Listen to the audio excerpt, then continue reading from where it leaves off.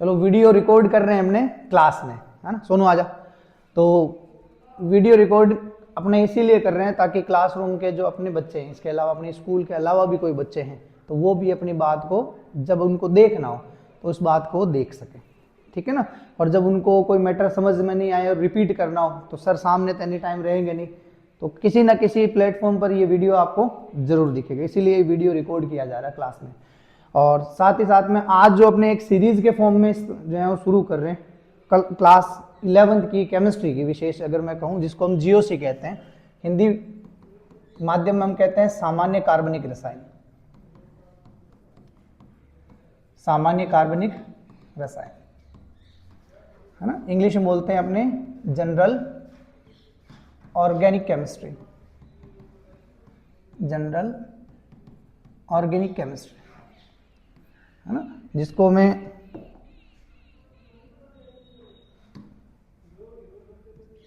सीधा कह सकता हूं जीओसी। क्या कह सकता हूं? जीओसी, ठीक है ना।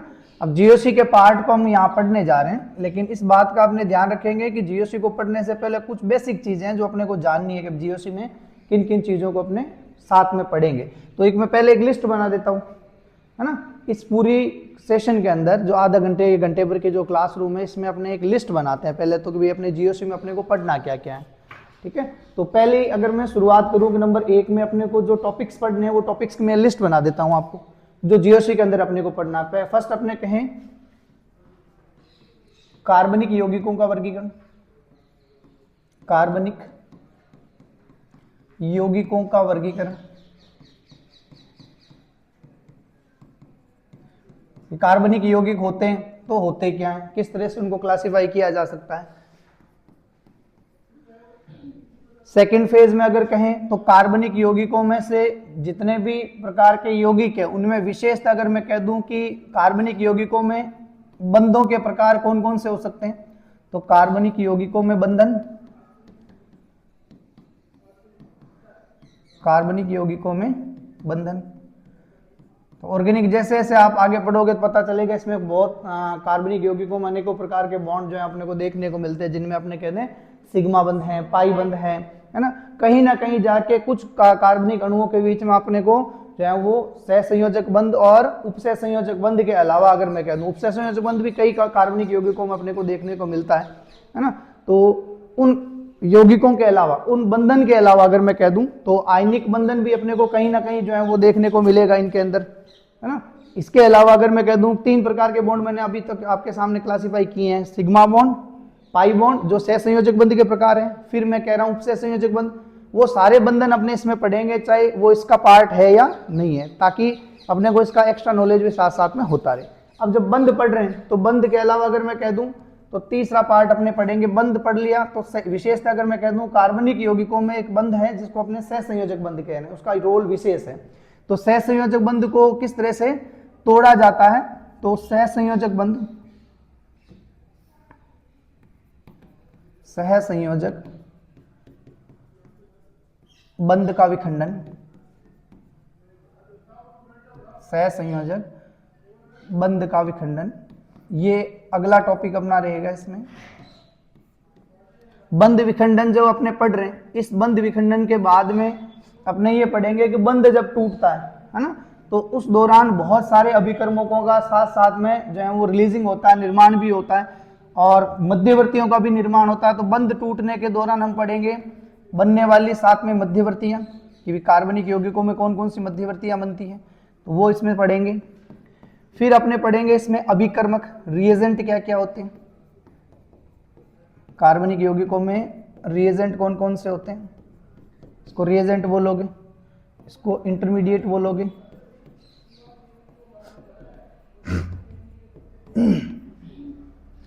इसको अगर मैं कह दूं तो बॉन्ड क्लीवेज बोलोगे, और इसको अगर मैं कह दूं bonding in organic compound, bonding in organic compound, और इसको अपने सिंपल वे में सीधी सीधी भाषा में अगर कहें तो क्लासिफिकेशन, क्लासिफिकेशन बोलेंगे इसको, है ना। इतना कुछ पढ़ने के बाद में, है ना, जब अपने वर्गीकरण की बात कर लेंगे, बंधन की बात कर लेंगे, किस कितने प्रकार के बंध होते हैं, उन बंध के टूटने की बातें कर लेंगे, बंध के टूटने से मध्यवर्तियां बनती है उनकी बात कर लेंगे, और मध्यवर्तियों के बाद में अभिकर्मक की बात कर लेंगे कि भाई कौन कौन से रिएजेंट है केमिकल रिएक्शन में भाग लेते हैं। तो इसके साथ साथ में हम बात करेंगे किसकी, कार्बनिक यौगिकों के अंदर या कार्बनिक रसायन में होने वाली रासायनिक अभिक्रियाएं। तो कार्बनिक रासायनिक अभिक्रियाएं, कार्बनिक रासायनिक अभिक्रियाएं। जो क्लासरूम में बैठे बच्चे हैं ना, वो वीडियो की तरफ ध्यान ना दें ना, आप ये ना सोचें सर वीडियो रिकॉर्ड कर रहे हैं, आप अपनी तरफ से पूरी कोशिश करें एक नॉर्मल क्लासरूम की तरह इन्वॉल्व रहने की। तो जो है वो कार्बनिक रासायनिक अभिक्रियाएं जो हैं, अगर मैं कह दूं chemical reactions in organic compounds, ठीक है, तो इन चीजों की अपने बात करेंगे। इसके अंदर कुल जो है वो अगर मैं कह दूं तो कार्बनिक रसायन में कुल 5 प्रकार की अभिक्रियाएं अपने पढ़ते हैं, जिनमें अपने कहते हैं योगात्मक, योगात्मक के बाद में पुनर्विन्यास, विलोपन, है ना, वापस रिपीट करो, योगात्मक, पुनर्विन्यास, विलोपन, प्रतिस्थापन, और 5वीं वो है अम्लक्षार। 5वीं जो है वो कौन सी है, अम्लक्षार, ठीक है ना। तो इन 5 रिएक्शनों के बारे में भी अपने यहाँ जानकारी इकट्ठा करेंगे, ये लिस्टिंग कर रहे हैं कि अपने किस किस चीजों को पढ़ने जा रहे हैं। इसके बाद में अगर मैं कह दूं तो कार्बनिक यौगिकों में नामकरण की कंसेप्ट को पढ़ेंगे, कार्बनिक यौगिकों में नामकरण। और जब अपने नामकरण पढ़ेंगे, नामकरण को इंग्लिश में अपने बोलते हैं नोमेनक्लेचर, तो नोमेनक्लेचर इन ऑर्गेनिक कंपाउंड्स। तो नोमेनक्लेचर भी अपने 3 टाइप का पढ़ेंगे अपने, बेसिक अगर मैं कह दूं तो इनमें से पहला आपने कहेंगे कि सामान्य पद्धति, जिसको रूट पद्धति कहते हैं सिंपल फॉर्मेशन में। इसके बाद में कार्बिनोल सिस्टम जो विशेषतः एल्कोहल के लिए यूज होता है, और फिर अपने लास्ट में इसका जो बेसिक पार्ट है पूरा, जो अपने जिसको अपने IUPAC कहते हैं, international union of pure and applied chemistry, है ना, उसके बारे में जानकारी इकट्ठा करेंगे। तो ये नामकरण का पार्ट रहेगा अपना सारा। नामकरण सारा करने के बाद में अपने और कुछ बेसिक जो है वो कॉन्सेप्ट जानने का प्रयास करेंगे, जो अपने को ऑर्गेनिक पढ़ने के लिए हेल्प करें, है ना। जैसे अगर मैं कह दूं तो कार्बनिक यौगिकों में, कार्बनिक यौगिकों में समावयवता,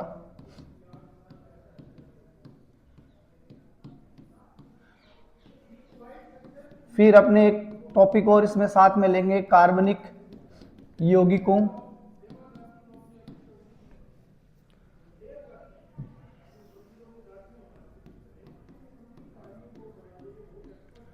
कार्बनिक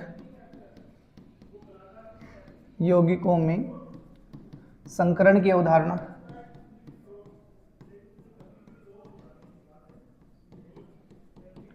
है ना, concepts of hybridization in organic compounds. तो वो भी अपने पढ़ने का जो है वो कोशिश करेंगे।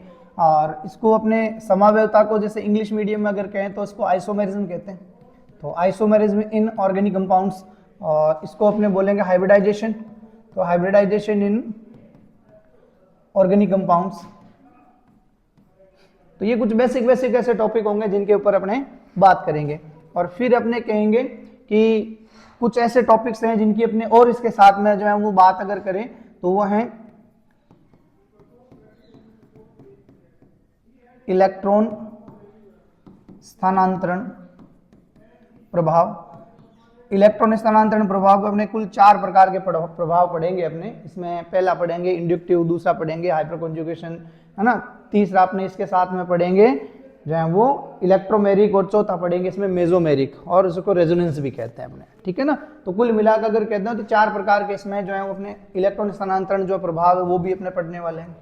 और इतना कुछ करने के बाद में इसके साथ में अपने ये देखेंगे जो कि कोई भी अगर एरो जो है वो कंपाउंड है, विशेषली अगर वो क्या है एरोमेटिक है, तो एरोमेटिसिटी से जुड़ा हुआ कंसेप्ट अपने पढ़ेंगे जिसको बोलते हैं अपने एरोमेटिकता। और आपको अगर याद हो तो कल अपने जब बेंजीन पढ़ रहे थे क्लासरूम में ऑफलाइन में ना, तो उस टाइम में एरोमेटिकता नाम का एक कॉन्सेप्ट हमने हक्कल रूल के अंदर पढ़ा था। तो इसके साथ में अगर कह दूं कोई ऑर्गेनिक कंपाउंड है, और एक लास्ट टॉपिक अपने इसके साथ में और जोड़ लेते हैं जो अपने नॉलेज को और अगर बढ़ाएगा, है ना। तो अगर कह दें कि कोई ऑर्गेनिक कंपाउंड है और ऑर्गेनिक कंपाउंड के ऊपर प्रतिस्थापी जुड़ा हुआ है, तो उस प्रतिस्थापी का जो है वो निर्देशी प्रभाव क्या होता है, तो अपने लिखेंगे प्रतिस्थापी का निर्देशी प्रभाव। ये भी अपने पढ़ने वाले हैं कि प्रतिस्थापी का निर्देशी प्रभाव क्या होता है, डायरेक्टिव इफेक्ट ऑफ सब्स्टिट्यूएंट, ये भी अपने पढ़ने वाला है। तो कुल मिला के ये 10-12 ऐसे टॉपिक्स हैं जो अपने सामान्य कार्बनिक रसायन के अंदर अपने पढ़ने वाले हैं, है ना। एक बार वापस देख लें।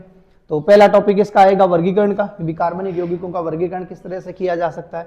दूसरा, अगर अपने कहें कार्बनिक यौगिकों में बंधन है कि बॉन्डिंग को अपने पढ़ेंगे कि कितने प्रकार के बंध पाए जाते हैं। फिर तीसरा जो अपने टॉपिक पढ़ेंगे वो बंध जो पढ़े हमने, है ना, उन बंधों को कैसे तोड़ा जा सकता है, तो बंध का विखंडन कैसे किया जा सकता है। तो बंध के विखंडन में अपने 2 पार्ट विशेष हम पढ़ेंगे, समांश और विषमांश, है ना, तो वो प्रकार के बंधन पढ़ेंगे। फिर चौथे पार्ट में अपने मध्यवर्तियां पढ़ेंगे, बंध के टूटने से मध्यवर्ती का निर्माण होता है, इंग्लिश में इसको बोलते हैं इंटरमीडिएट, है ना, तो मध्यवर्तियां पढ़ेंगे।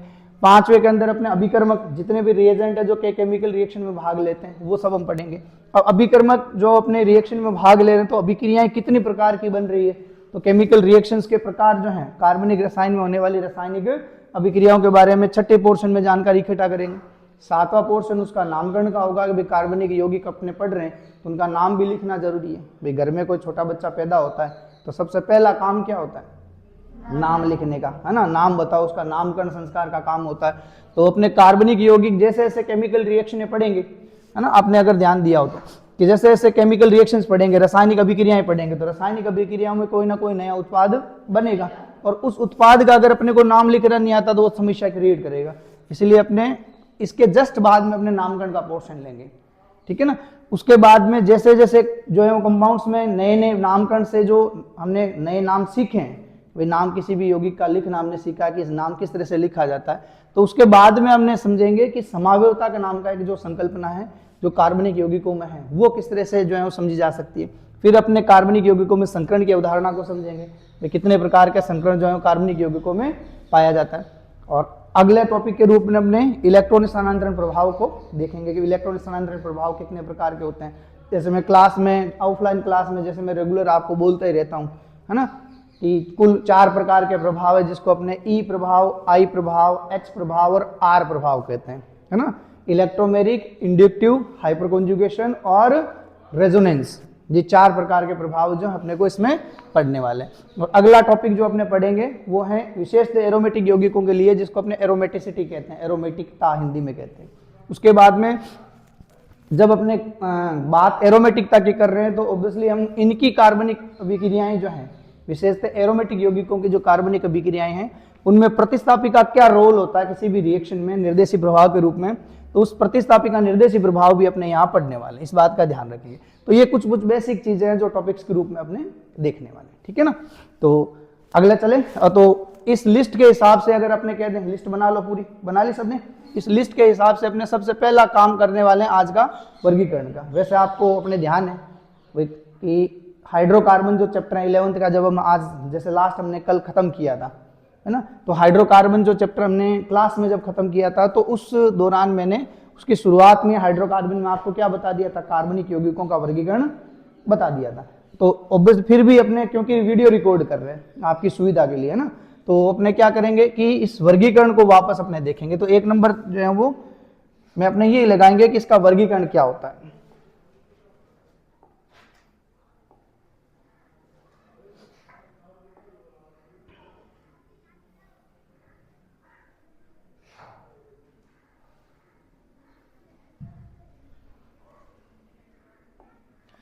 देखो, तो सबसे पहले अपने टॉपिक लगा लेते हैं कार्बनिक यौगिकों का वर्गीकरण। कार्बनिक यौगिकों का वर्गीकरण, क्लासिफिकेशन ऑफ ऑर्गेनिक कंपाउंड्स, ठीक है।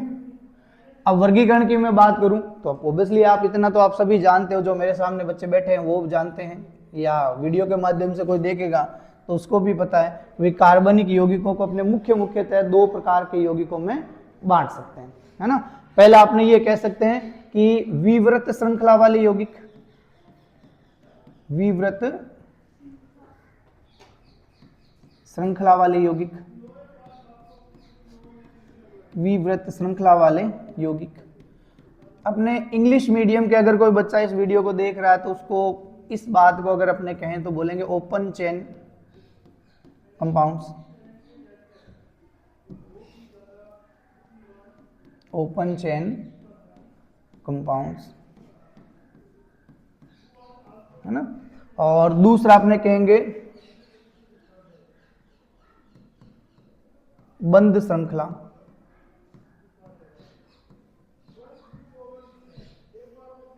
बंद श्रृंखला, जिसको अपने कहेंगे चक्रीय यौगिक। इंग्लिश में इसको बोलते हैं क्लोज चेन,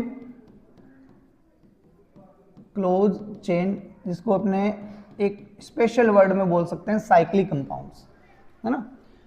तो ऑब्वियसली इन अगर इसको मैं अदर क्लासिफाई करूं, ओपन चेन को मैं अगर फर्दर क्लासिफाई करूं तो इसमें दो पार्ट्स वापस बनते हैं और वो हैं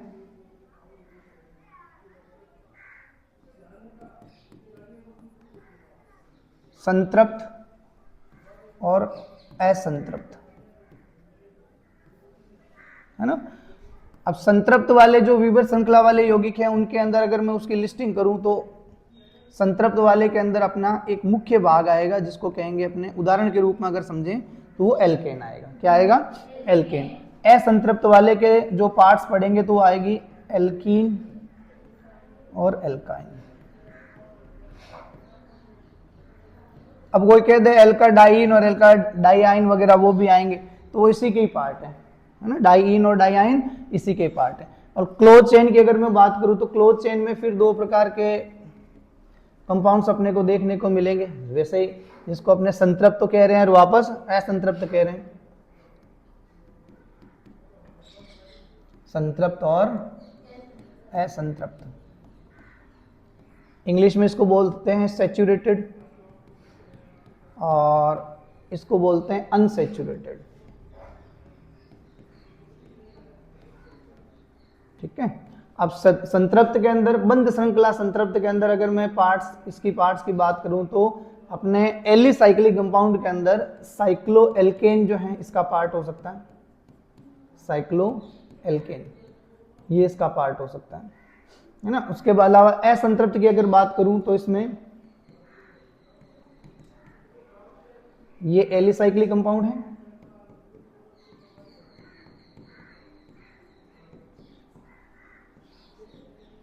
और साइक्लोएल्कीन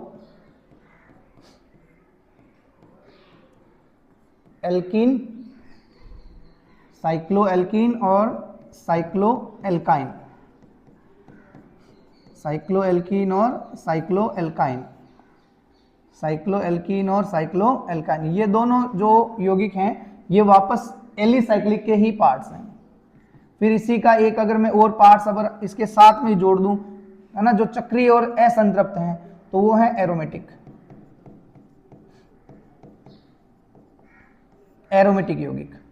अब एरोमेटिक यौगिक को अगर अपने चाहें कि भाई एरोमेटिक को फर्दर क्लासिफाई करें तो एरोमेटिक यौगिक को फर्दर क्लासिफाई कर सकते हैं अपने समचक्रीय और विषम चक्रीय, समचक्रीय और विषम चक्रीय,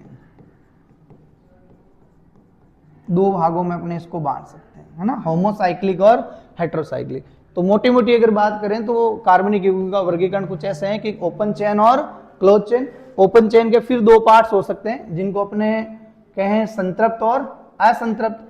तो संतृप्त के अंदर इसका सबसे बेसिक उदाहरण आएगा वो आएगा एल्केन, और असंतृप्त में इसके जो दो बेसिक उदाहरण आएंगे वो आएंगे एल्कीन और एल्काइन।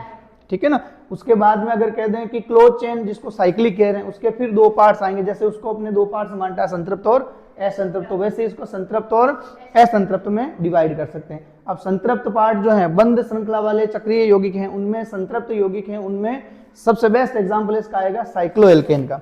और ये साइक्लोएल्केन वास्तव में किसका पार्ट है? एलिसाइक्लिक कंपाउंड का पार्ट है। ऐसे ही असंतृप्त की अगर बात करूं तो असंतृप्त यौगिकों के अंदर साइक्लोएल्कीन और साइक्लोएल्काइन जो पार्ट है ना, ये दोनों पार्ट्स किसके बनेंगे? ये भी एलिसाइक्लिक कंपाउंड्स के ही पार्ट है। इसी के अंदर असंतृप्त चक्रीय यौगिक के अंदर अगर मैं कहूं तो तीसरा एग्जांपल आएगा वो आएगा एरोमेटिक यौगिक। किसका आएगा? एरोमेटिक यौगिकों का ना। अब एरोमेटिक यौगिकों को फर्दर अगर मैं डिवाइड करूं तो दो पार्ट्स में डिवाइड कर सकता हूं, किसमें, समचक्रीय और विषम चक्रीय। तो कुल मिलाकर अगर मैं कहूं तो इसमें 3 प्रकार के यौगिकों को हमने क्लासिफाई किया है, जिसको मैं एल्केन, एल्कीन और एल्काइन कह रहा हूं, है ना। ये तीनों के तीनों कंपाउंड जो हैं वो अपने आप में एलिफेटिक यौगिकों के हैं उदाहरण। ये भी एलिफेटिक यौगिक का उदाहरण है और ये भी एलिफेटिक यौगिक का उदाहरण है और ये भी एलिफेटिक यौगिक का उदाहरण है। जबकि साइक्लोएल्केन, साइक्लोएल्कीन और साइक्लोएल्काइन ये एलिसाइक्लिक यौगिकों का उदाहरण है। और तीसरा पार्ट जो बनता है इसमें बनता है वो एरोमेटिक यौगिक बनता है ना। एरोमेटिक के फिर 2 पार्ट्स है, तो इसको मैं अगर नंबरिंग दे दूं तो इसको 1 नंबर, इसको 2 नंबर, इसके ए के अंदर, फर्स्ट के अंदर ए और फर्स्ट के अंदर बी, और फर्स्ट बी के अंदर छोटा ए और छोटा बी, ठीक है ना। अब सेकंड के अंदर मैं कहूं तो ये ए और ये बी। ए के अंदर अगर मैं कह दूं तो ये फर्स्ट, इसी के अंदर मैं कह दूं तो फर्स्ट, इसका सेकंड और इसका थर्ड, ठीक है। और थर्ड के अंदर फिर ये ए और बी, ठीक है ना। इस तरह से इसको क्लासिफाई कर सकते हैं। तो इसको अपने पढ़ने की कोशिश करते हैं। शुरुआत अपने करते हैं कहां से, अपने एल्केन से, फिर एल्कीन पढ़ेंगे, फिर एल्काइन पढ़ेंगे। बेसिक चीजें जो अपने इसकी जाननी चाहिए वो अपने पढ़ने की कोशिश करेंगे। तो अपने सबसे अपने पहले बात करेंगे विवृत श्रृंखला वाले यौगिक, ओपन चेन स्ट्रक्चर वाले यौगिक, है ना। तो आप सभी विवृत श्रृंखला, विवृत श्रृंखला यौगिक की बात करेंगे। इसको इंग्लिश में अपने जैसे चेकरबोर्ड के अंदर लिखा है ओपन चेन कंपाउंड्स, है ना। अब ओपन चेन कंपाउंड्स क्या होते हैं, इसके बारे में थोड़ा जान लेंगे भाई ओपन चेन कंपाउंड्स क्या है। तो ओपन चेन कंपाउंड किसे कहोगे कि ऐसे कोई कार्बनिक यौगिक जिनमें कार्बन श्रृंखला जो है वो इस तरह से खुली मिले। मतलब अगर मैं सीधा सीधा कहूं, एक सामान्य भाषा में अगर कहूं तो पहला और अंतिम, है ना, शुरुआती कार्बन और अंतिम कार्बन, शुरुआती कार्बन और अंतिम कार्बन जो है वो आपस में किसी भी प्रकार से जुड़े नहीं होते, इनके बीच में लिंक नहीं होता, ये एक दूसरे से जुड़े नहीं होते। तो ऐसे कार्बनिक यौगिक क्या कहलाएंगे, विवृत श्रृंखला यौगिक कहलाएंगे, है ना। इसके उदाहरण के रूप में अपने उदाहरण अगर दें तो इसके उदाहरण के रूप में अपने एल्केन को ले सकते हैं, इसके उदाहरण के रूप में अपने एल्कीन को ले सकते हैं, और इसके उदाहरण के रूप में अपने एल्काइन को ले सकते हैं।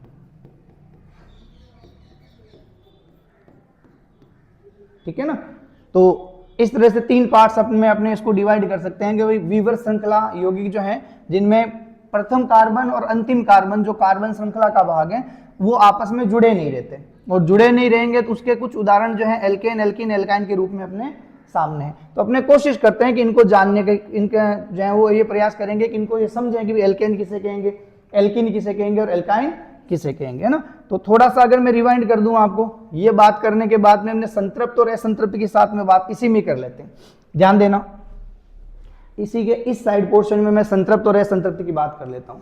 तो संतृप्त विवृत श्रृंखला यौगिक किसे कहेंगे, संतृप्त यौगिक किसे कहेंगे, इसी के साथ में यहां जानकारी इकट्ठा कर लेते हैं। तो संतृप्त यौगिक उसे कहेंगे जिसमें कार्बन श्रृंखला में केवल सिग्मा बंध, या अगर मैं कह दूं केवल एकल बंध पाया जाता है। वे कार्बनिक यौगिक जिनकी कार्बन श्रृंखला में कार्बन और कार्बन परमाणु के मध्य केवल एकल बंध पाया जाता है, वो यौगिक संतृप्त यौगिक कहलाते हैं। अगर मैं इसको थ्योरी के रूप में लिखूं तो वे कार्बनिक यौगिक जिनमें कार्बन कार्बन के मध्य कार्बन कार्बन के मध्य केवल एकल बंध पाया जाता है,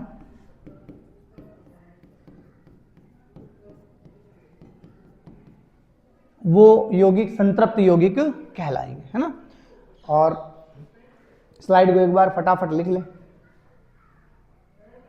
वैसे आप बच्चे जो मेरे सामने बैठे हैं ना, उनके लिए एक बढ़िया चीज ये भी है कि ये स्लाइड अपने पास में पड़ी रहेगी, तो उसके नोट्स अगर आप चाहो कि भाई हमें नोट्स खुद लिखने जो हम पढ़ रहे हैं, है ना, वैसे जीओसी को नोट्स सब आपके पास हैं, लेकिन फिर भी किसी को लगे भी मुझे लिखना है, तो इसकी इसी जो है वो अपने टीवी के अंदर अपने क्या करेंगे, इसी के अंदर ही सेव करके रख देंगे फोल्डर के अंदर, उसका जीओसी नाम लगा के फोल्डर का ना।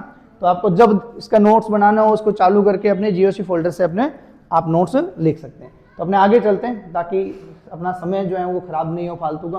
संतृप्त के बाद में दूसरा टॉपिक इसी का ही लेते हैं अपने, असंतृप्त। कौन सा लेते हैं? असंतृप्त। असंतृप्त कार्बनिक यौगिक कौन से होंगे?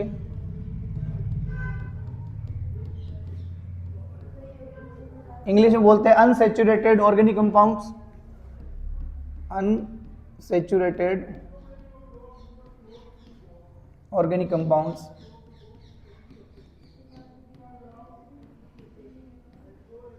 है ना? किसे कहोगे कि वे कार्बनिक यौगिक जिनकी कार्बन श्रृंखला में जो है वो पाई बंध की उपस्थिति होती है। अगर एक सामान्य लैंग्वेज के रूप में कहूं कि कार्बनिक यौगिक जिनमें पाई बंध पाया जाता है वो क्या कहलाते हैं? असंतृप्त कार्बनिक यौगिक कहलाते हैं, है ना। या अगर मैं इसको कह दूं वे कार्बनिक यौगिक जिनमें कार्बन श्रृंखला में बहुबंध। अब ये बहुबंध का मतलब क्या है भाई? हाँ, दो या दो से अधिक, दो या दो से अधिक जो है बंध। अब इस दो या दो से अधिक बंध को अगर आपको और ज्यादा जो है वो क्लियर करना है तो अगर मैं सीधा सीधा लिख दूं इसका अर्थ क्या है, तो आप लिख दोगे द्विबंध या त्रिबंध, है ना। इसी को मैं क्या कहूंगा? बहुबंध, है ना। पाए जाते हैं पुमा करके लिख देंगे अपने असंतृप्त कार्बनिक यौगिक कहलाएंगे, असंतृप्त कार्बनिक यौगिक कहलाएंगे। अब थोड़ा ध्यान देना, इस कैटेगरी के अंदर जो है वो किन किन यौगिकों को अपने रख सकते हैं। तो इस कैटेगरी के अंदर अगर असंतृप्त की मैं बात करूं, सिर्फ असंतृप्त की बात करूं, तो इसमें एल्कीन, एल्काइन, इसके अलावा साइक्लोएल्कीन,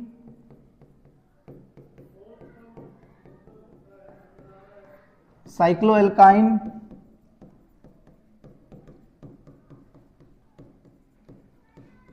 अब ऑब्वियसली इतना तो आप सभी समझ चुके हो, एरोमेटिक यौगिक भी इसी का ही पार्ट होगा। तो इन यौगिकों को यहां पर रखा जा सकता है, ठीक है ना। तो वे कार्बनिक यौगिक जिनमें कार्बन श्रृंखला में बहुबंधन पाया जाता है, मतलब सिग्मा और पाई बंध दोनों पाए जाते हैं, या मैं अगर सामान्य भाषा में कह दूं जिनमें द्विबंध और त्रिबंध की उपस्थिति होती है, तो वो असंतृप्त कार्बनिक यौगिक कहलाएंगे। अब इसके एग्जाम्पल के रूप में अगर मैं उदाहरण लिखूं, तो इसके उदाहरण के रूप में मैं कह सकता हूं, पहला उदाहरण है इसका एल्कीन, दूसरा एल्काइन, तीसरा है साइक्लोएल्कीन, चौथा है साइक्लोएल्काइन। और एरोमेटिक यौगिक भी, क्योंकि उनमें भी पाई बंधन की उपस्थिति है, तो उसको भी कहीं ना कहीं अपने असंतृप्त कार्बनिक यौगिक में रख सकते हैं, ठीक है ना।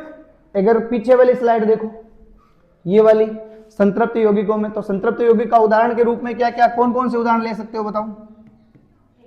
इसके उदाहरण क्या क्या हो सकते हैं?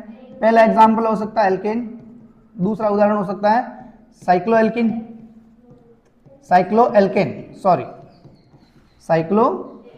है ना। साइक्लोएल्केन किसका उदाहरण है? अगर आप मुझे कोई बता सकें तो एलिसाइक्लिक कंपाउंड्स का। किसका है? एल्केन किसका उदाहरण है? एलिफेटिक यौगिकों का। किसका है? एलिफेटिक यौगिकों का। मतलब कुल मिलाकर कह दूं, एरोमेटिक यौगिकों को संतृप्त यौगिक में नहीं रख सकते, क्योंकि एरोमेटिक यौगिकों में क्या पाया जाता है? पाई बंध पाया जाता, अतः उसको यहां नहीं रख सकते अपने, ठीक है। आगे चलते हैं, इस स्लाइड के अंदर पीछे वाली स्लाइड देखें तो विवृत कार्बनिक यौगिक ये अपने देख लिए, संतृप्त और असंतृप्त क्या होते हैं दोनों वाले फेज देख लिए, इसके भी दोनों को मतलब समझ लिया, और इसके भी दोनों एग्जाम्पल मैंने सारे एक साथ में आपको जो है वो डाल दिए। उसके बाद में अगर मैं कहूं कि एल्केन, एल्कीन, एल्काइन, है ना, और एलिसाइक्लिक यौगिक और साथ में एरोमेटिक यौगिक, उनकी अगर मैं एक छोटी छोटी जो है वो परिभाषाएं या उसके कुछ एग्जाम्पल अपने साथ में यहाँ पढ़ लें तो ज़्यादा इजी रहेगा, है ना, ताकि अपने आगे इस बातों की दिक्कत नहीं होगी कि इनको किस तरह से क्लासिफाई किया गया। देखो नई स्लाइड में तो मैं कोशिश करता हूं इनको सबको एक साथ एक जगह मर्ज करने की। एल्केन, एल्कीन और एल्काइन, एल्केन, एल्कीन और एल्काइन, है ना। एल्केन किसे कहोगे? तो बोलेंगे ऐसे संतृप्त विवृत श्रृंखला यौगिक, ऐसे संतृप्त विवृत श्रृंखला यौगिक, ऐसे संतृप्त विवृत श्रृंखला यौगिक, ऐसे संतृप्त विवृत श्रृंखला यौगिक जिनका, ऐसे संतृप्त विवृत श्रृंखला यौगिक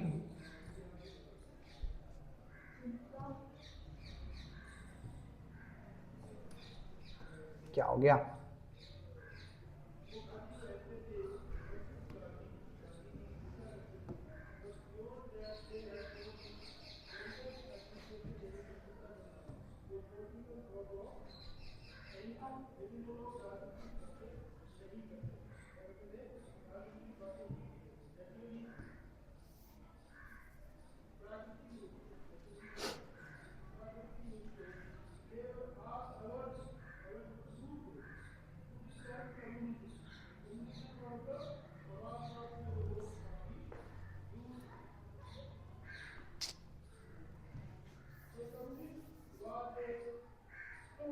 ये भी नाराज हो गई है आपकी तरह ना। 2 मिनट बेटा, 2 मिनट।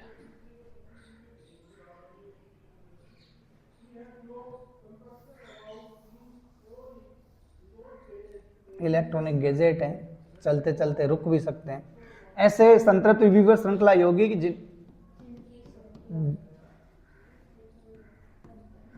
जिनकी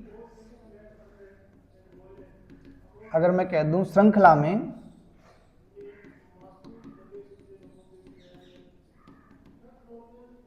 केवल एकल बंधन पाया जाता है,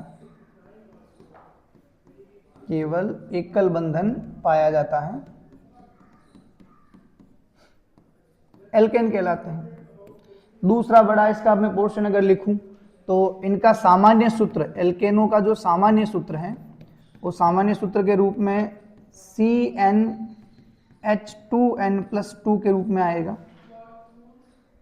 अब क्योंकि कार्बन एकल बंध से जुड़ा होता है तो एकल बंध हाइड्रोजन भी बना सकता है, और क्योंकि एक हाइड्रोकार्बन है तो n का मान अपने कम से कम 1 भी ले सकते हैं, और n का मान अगर 1 रखूंगा तो इस फॉर्मूले के हिसाब से C1H2 × 1+2, 2 को 1 से मल्टीप्लाई करेंगे तो 2, 2 में 2 ऐड करेंगे तो जाएगा 4। मतलब इस फॉर्मूले को अगर मैं आगे लिखूं तो लिखा जाएगा CH4, जिसको अपने एल्केन की भाषा में बोलूं तो मेथेन।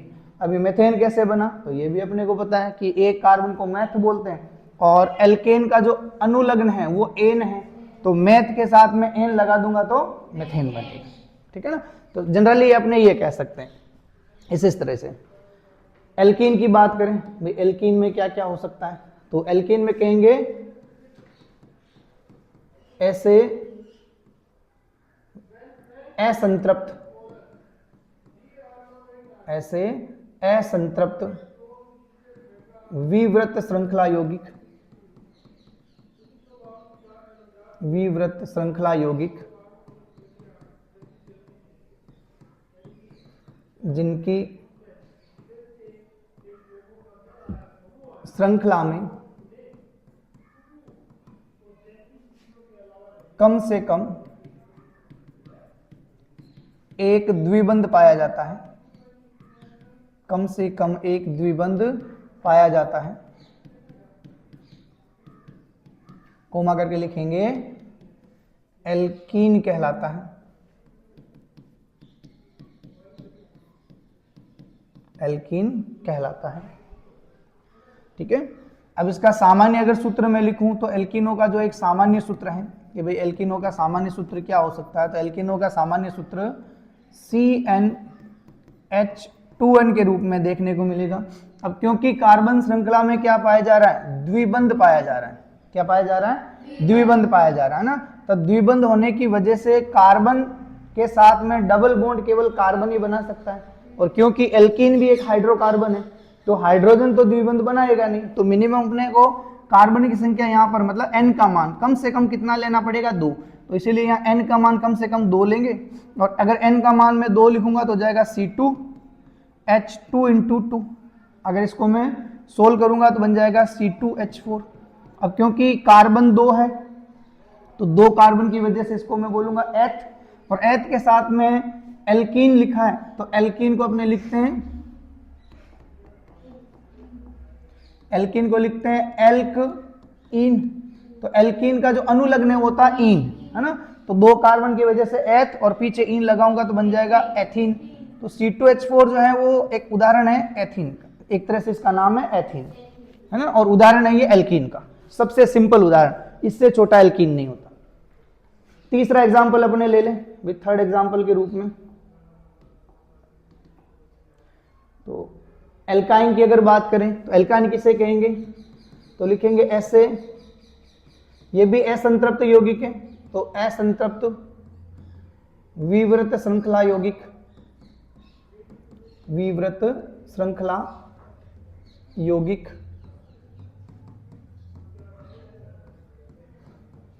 जिनमें कम से कम एक त्रिबंध पाया जाता है, कम से कम एक त्रिबंध पाया जाता है, कोमा करके लिखेंगे, एल्काइन कहलाता है, एल्काइन कहलाता है। सामान्य सूत्र की बात करूं तो एल्काइन का सामान्य सूत्र CnH2n-2। शाबाश स्टूडेंट्स, है ना। अब क्योंकि यहां पर भी असंतृप्त यौगिक है, संतृप्त का मतलब द्विबंध या त्रिबंध की प्रेजेंस, और यहां पर कार्बन श्रृंखला में त्रिबंध की प्रेजेंस है, तो इसका मतलब त्रिबंध केवल कार्बन के साथ कार्बन ही बना सकता, हाइड्रोजन तो बना नहीं सकता। तो इसीलिए n का मान जो है मिनिमम, n का मान कम से कम अपने लेके चलेंगे यहाँ पर 2, और n का मान अगर 2 लेके चलेंगे तो फॉर्मूले का अकॉर्डिंग हो जाएगा C2H2 × 2 - 2, है ना। 2 को 2 से गुणा करेंगे 4, 4 में से 2 घटा देंगे 2, तो इस फॉर्मूले को सोल्व करूं तो मेरे पास आंसर आएगा C2H2, है ना। अब ये C2H2 जो है जिसको अपने कहेंगे एथाइन, तो एथाइन सबसे छोटा एल्काइन है, इससे छोटा एल्काइन देखने को नहीं मिलता, ठीक है ना। तो कोशिश अपने ये कर रहे हैं कि भाई हर चीज को अपने साथ में लेके चलें और यहीं के यहीं इस चीज को समझने का प्रयास करें। एक बार वापस पीछे वाली स्लाइड में आएंगे और ध्यान देंगे कि हमने क्या क्या कंप्लीट कर लिया है। तो कार्बनिक यौगिकों का वर्गीकरण जिसमें हमने विवर श्रृंखला यौगिकों के बारे में पढ़ लिया, संतृप्त और असंतृप्त दोनों स्लाइड्स के अंदर हमने देख लिया, इस स्लाइड के दोनों पार्ट में देख लिया, और एल्केन, एल्कीन और एल्काइन की भी हमने जानकारी इकट्ठा कर ली। अब अपने कोशिश करते हैं एलिसाइक्लिक को सबसे लास्ट में देखेंगे, पहले थोड़ा एरोमेटिक की बात कर लेते हैं। एरोमेटिक और एलिफेटिक दोनों यौगिकों के बीच का जो एक समूह है ना, उस समूह को अपने, उस गुणों के यौगिकों को अपने कहेंगे एलिसाइक्लिक। क्या कहेंगे, कह सकते हैं कि एलिसाइक्लिक यौगिक, एलिसाइक्लिक यौगिक एलिफेटिक और एरोमेटिक यौगिकों के बीच के गुण रखता है ना। इसीलिए पहले अगर हमने एलिफेटिक पढ़ लिया है तो अब अपने यहाँ पर एरोमेटिक पढ़ने का प्रयास कर लेते हैं। तो नेक्स्ट स्लाइड में अपने देख लेते हैं, यहां तक हो गया क्लियर। इसके बाद नेक्स्ट अपने टॉपिक लेते हैं, वो है एरोमेटिक यौगिक। एरोमेटिक यौगिक किसे कहेंगे ये जानने का प्रयास करते हैं। तो बहुत सिंपल शब्दों में अपने समझने का और पढ़ने का प्रयास करेंगे केमिस्ट्री को, जिसमें एरोमेटिक यौगिक की अपने सिंपल परिभाषा अगर लिखें तो अपने सीधा ये कह सकते हैं कि वे चक्रीय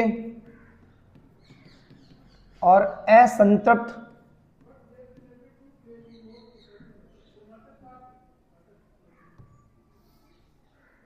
चक्रीय असंतृप्त कार्बनिक यौगिक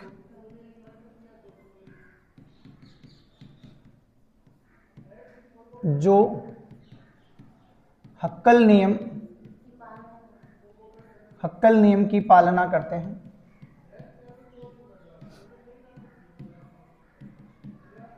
एरोमेटिक कहलाते हैं। एरोमेटिक कहलाते हैं। वैसे एक एज ए हिस्ट्री इस शब्द को भी समझने का प्रयास करें कि एरोमेटिक शब्द जो है, एरोमेटिक शब्द एरोमा शब्द से बना है। एरोमेटिक शब्द एरोमा शब्द से बना है और इस एरोमा शब्द का मतलब होता है सुगंध। ठीक है, तो पुराने टाइम में ये माना जाता था कि वो कार्बनिक यौगिक जिनमें सुगंध पाई जाती है वो एरोमेटिक यौगिक है। लेकिन जैसे जैसे रिसर्च होती गई तो पता चला कि ये कॉन्सेप्ट और ये संकल्पना गलत है। तो आज के टाइम में हम ये इस बात को स्वीकार कर चुके हैं कि वो कार्बनिक यौगिक जो हक्कल नियम की पालना करेंगे वो एरोमेटिक होंगे। तो बेसिक बात इसमें यही है कि भाई हक्कल नियम क्या है। अगर अपने इसको जान लें तो ऑब्वियसली एरोमेटिक यौगिकों के बारे में हम बहुत सारी जानकारी इकट्ठा कर पाएंगे। लेकिन इससे पहले कि हक्कल नियम को पढ़ें, हक्कल नियम को पढ़ें, है ना, हम एक बात यही थोड़ा क्लियर कर लेते हैं। अगर पीछे वाली स्लाइड में आपने ध्यान दिया हो, जो अपने क्लासिफिकेशन की एक चेकरबोर्ड बनाया है, तो एरोमेटिक यौगिकों के दो पार्ट्स हमने यही बनाए थे, समचक्रीय और। तो इस स्लाइड के अंदर अपने ये पहले तो ये जान लें कि भाई समचक्रीय और विषम चक्रीय का मामला क्या है ना। तो मैं दोनों को साथ साथ लिखने का प्रयास करता हूं कि अपने यही इसको क्लियर कर लें। समचक्रीय और विषम चक्रीय। जैसे नाम से ही लिखा हुआ है, ये खुद ही कह रहा, चिल्ला चिल्ला के कह रहा है ना, बताने की जरूरत ही नहीं है, ये खुद ही कह रहा है बेचारा चिल्ला चिल्ला के। क्या कह रहा है कि ऐसे कोई कार्बनिक यौगिक जिनमें चक्र का निर्माण समान तत्वों मिलकर करते हैं, है ना, ऐसे एरोमेटिक यौगिक, ऐसे एरोमेटिक यौगिक जिनमें चक्र का निर्माण, चक्र को अपने किताबों में जहां जहां मैं चक्र लिख रहा हूं, है ना, बुक्स में इसके लिए एक शब्द लिखा आ सकता है वल्य। क्या लिखा आ सकता है? वल्य, है ना। तो वल्य का निर्माण या चक्र का निर्माण समान प्रकार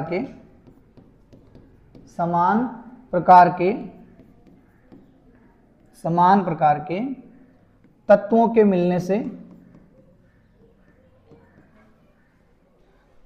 मिलने से होता है। अब इसका एक मैं बेसिक उदाहरण दे देता हूं यहीं पर, ताकि अपने को इसकी पूरी उदाहरण सही जानकारी इकट्ठा हो। तो उसका सबसे बेसिक उदाहरण है बेंजीन। तो बेंजीन एक समचक्रीय एरोमेटिक यौगिक है ना, और इंग्लिश लैंग्वेज में इसको बोलते हैं होमोसाइक्लिक। ठीक है ना।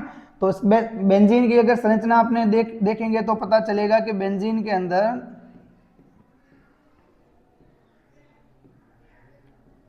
कुल 6 कार्बन मिलके और वल्य का निर्माण कर रहे हैं। मतलब कुल मिलाकर अपने ये कह सकते हैं कि वल्य का निर्माण केवल किससे हो रहा है? केवल कार्बन से हो रहा है। और केवल कार्बन से होने का मतलब एक ही प्रकार के या समान प्रकार के तत्व मिलकर वल्य बना रहे हैं। इसीलिए इसको क्या कह रहे हैं अपने? समचक्रीय। इसको क्या बोल रहे हैं? समचक्रीय। विषम चक्रीय की अगर बात करें, विषम चक्रीय किसे कहेंगे? इंग्लिश में इसको बोलते हैं हेट्रोसाइक्लिक, है ना। तो बच्चा पार्टी इसका एक, अगर मैं इसकी व्याख्या के रूप में 2 लाइनें लिखूं तो इसी में क्या कह सकते हैं? ध्यान दो थोड़ा बोर्ड पे। समचक्रीय को अपने क्या कह रहे हैं? ऐसे एरोमेटिक यौगिक जिनमें चक्रीय वल्य का निर्माण कौन कर रहे हैं? समान प्रकार के तत्व कर रहे हैं, तो समचक्रीय। अगर मैं इसी जगह लिख दूं असमान प्रकार के तत्व या एक से अधिक प्रकार के तत्व मिलकर क्या करे? वल्य का निर्माण करे, तो वो फिर क्या होगा? विषम चक्रीय, है ना। तो लिखेंगे ऐसे एरोमेटिक यौगिक जिनमें वल्य का निर्माण एक से अधिक तत्वों के मिलने से होता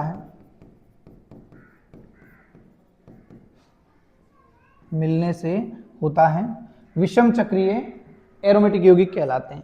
अब इसका एक बेसिक उदाहरण अगर अपने दे दें कि सर इसका एक बेसिक उदाहरण अगर जानकारी में आ जाए तो बहुत सारे जो है वो और जानकारी के रूप में अपनी चीजें इकट्ठी होगी। तो ऐसा तो मैं बहुत सारे नाम इसमें लिख सकता हूँ, आगे अपने वर्गीकरण के और पार्ट में अपने समझेंगे भी।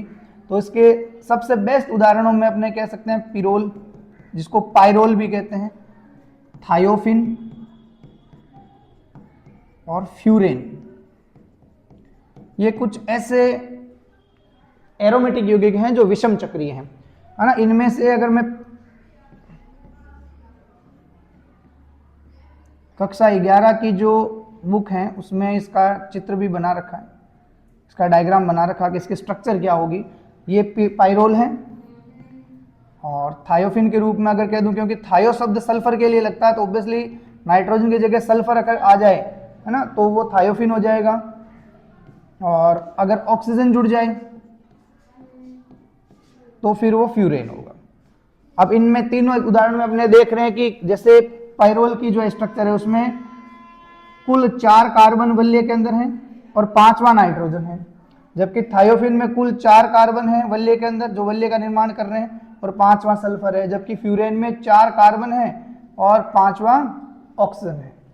ठीक है ना। तो इस तरह से वल्य का निर्माण एक से अधिक तत्व मिलकर कर रहे हैं, इसीलिए इसको हम विषम चक्रीय एरोमेटिक यौगिक कह रहे हैं। उम्मीद करता हूं कि जो इतनी जानकारी अपने मिली है वो, है ना, अच्छे से काम आएगी आगे भी। सोनू वीडियो को रोक, एक बार नया वीडियो चला दे, लंबा हो जाएगा, कट मारना पड़ेगा वीडियो में बहुत ज्यादा।